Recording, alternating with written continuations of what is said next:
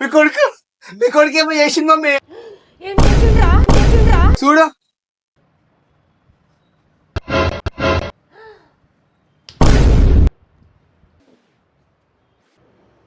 taste ఉండాలా నచ్చి